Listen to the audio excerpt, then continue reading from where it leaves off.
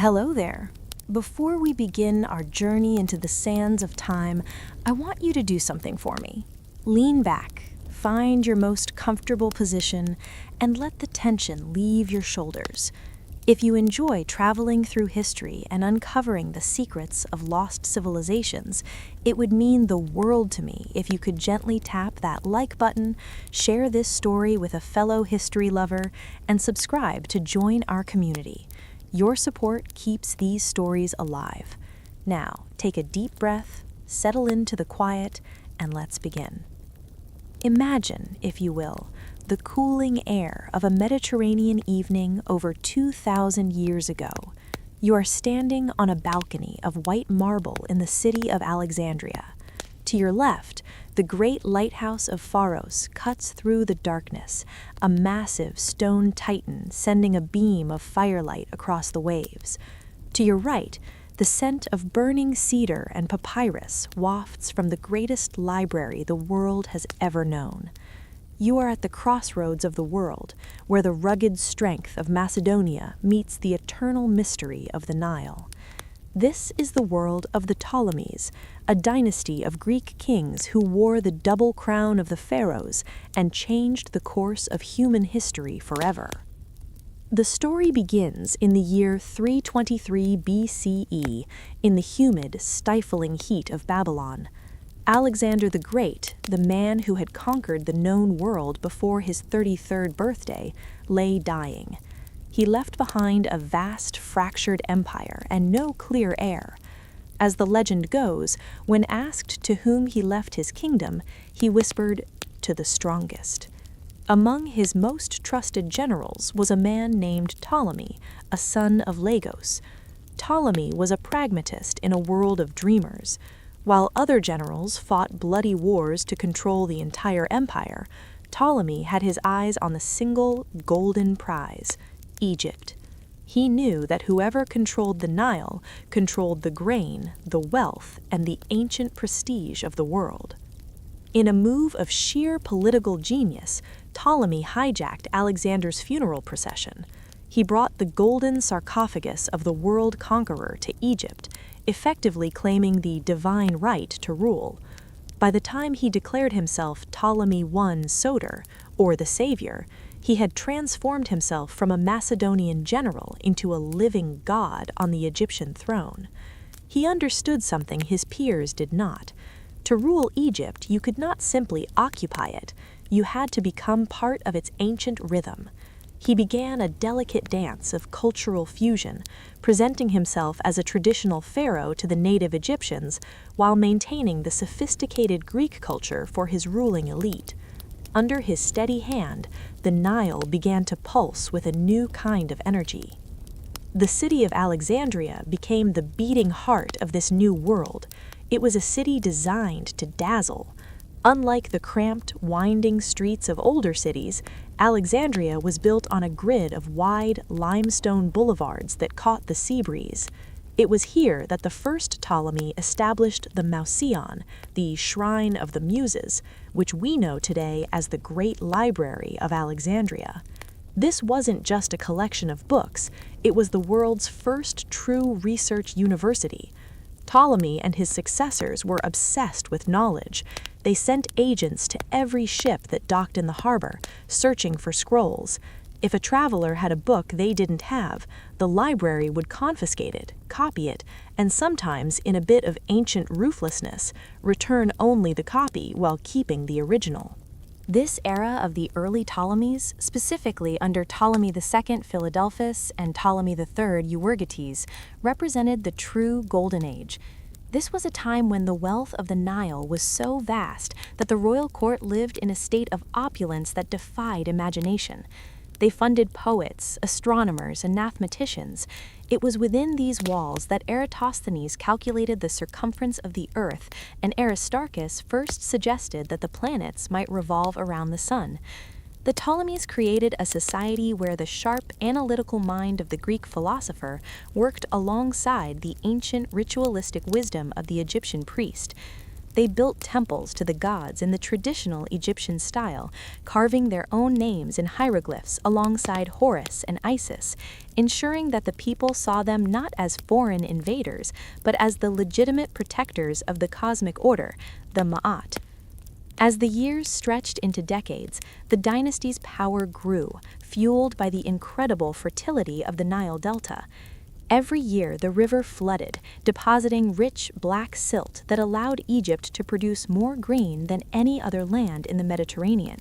This breadbasket made the Ptolemies the bankers of the ancient world. Their gold coins were the standard of trade from Rome to India.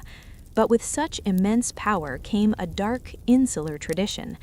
To keep the royal bloodline pure and to prevent rival families from claiming the throne, the Ptolemies began the practice of sibling marriage.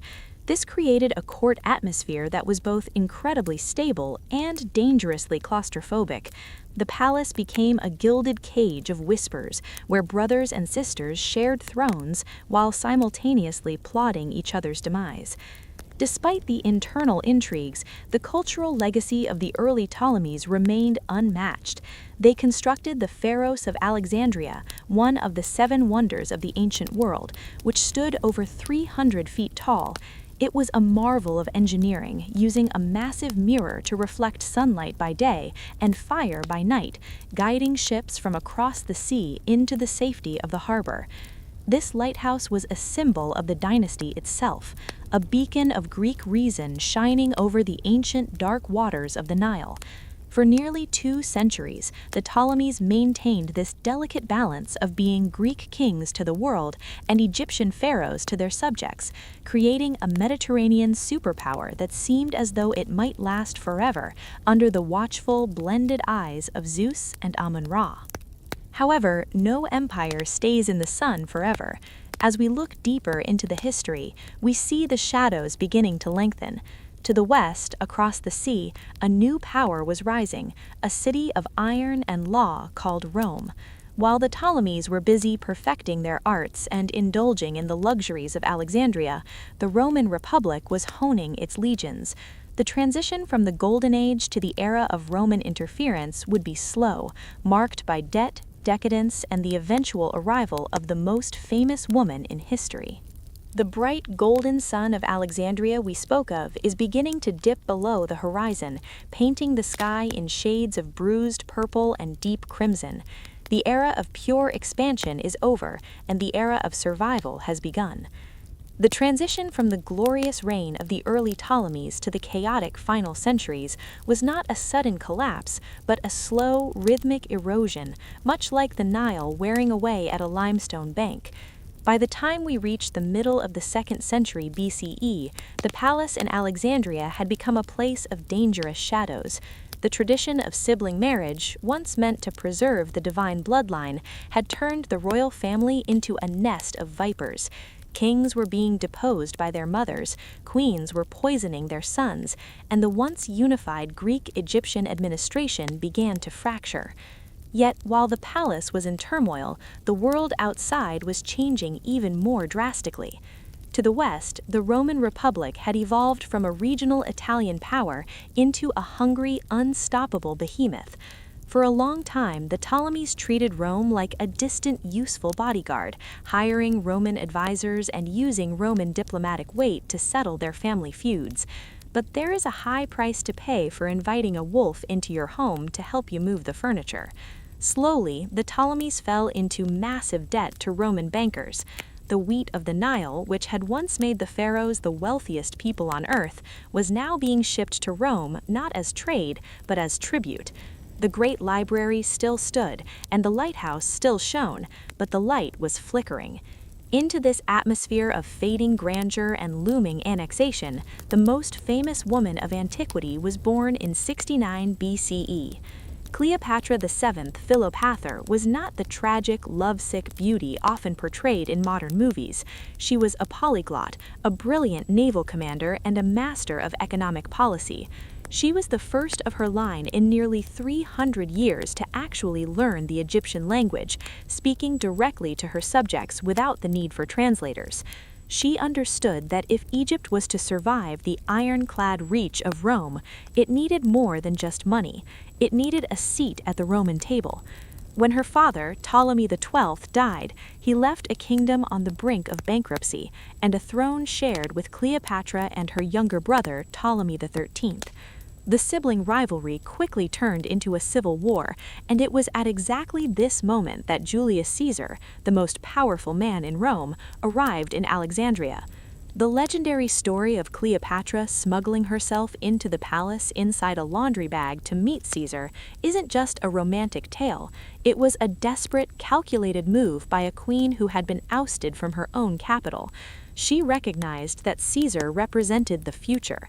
By aligning herself with him, she wasn't just finding a lover, she was securing a superpower to act as the muscle for her throne. For a brief, shining moment, it seemed like Cleopatra's brilliance might actually reverse the decline of the Ptolemies. With Caesar's support, she defeated her brother's faction and solidified her rule. She bore Caesar a son, Caesarion, whom she dreamed would one day rule both the East and the West, uniting the wisdom of Egypt with the strength of Rome. But history is rarely kind to such grand ambitions. On the Ides of March in 44 BCE, Caesar was assassinated in Rome, and Cleopatra's world was once again thrown into the fire.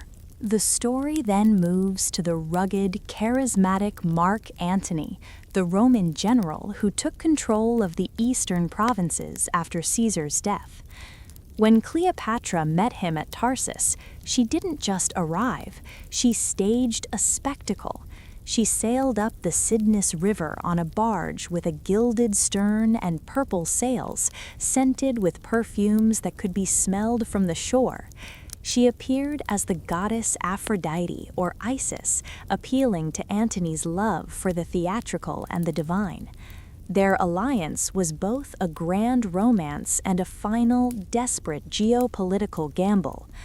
Together, they planned to create a new empire centered in Alexandria, donations of Alexandria, where Roman lands would be given to Cleopatra's children. This was a step too far for Rome. Octavian, Caesar's young and cold-blooded heir, used this as the perfect propaganda.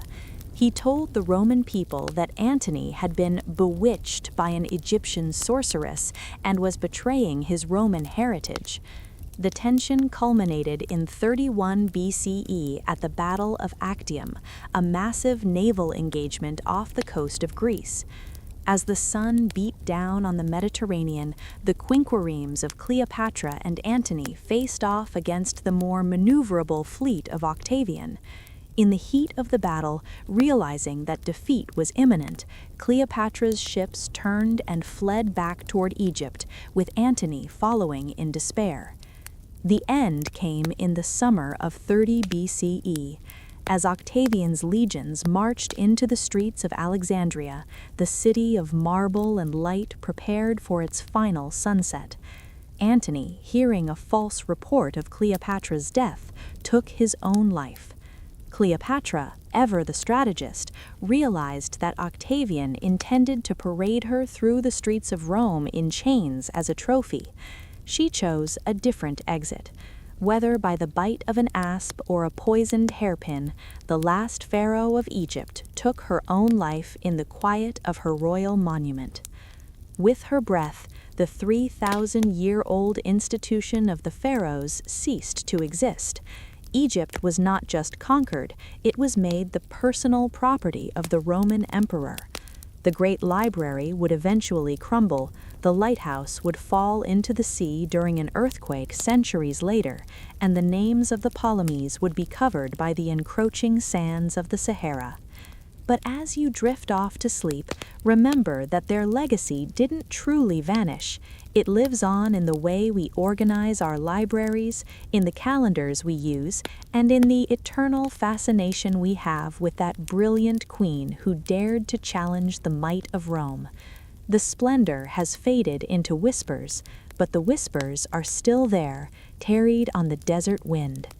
Stay settled, stay calm, and let the weight of this epic history carry you into a peaceful rest. We've traveled from the generals of Alexander to the final sigh of Cleopatra. The Nile continues to flow, and so does time. I'll see you in the next story. Good night.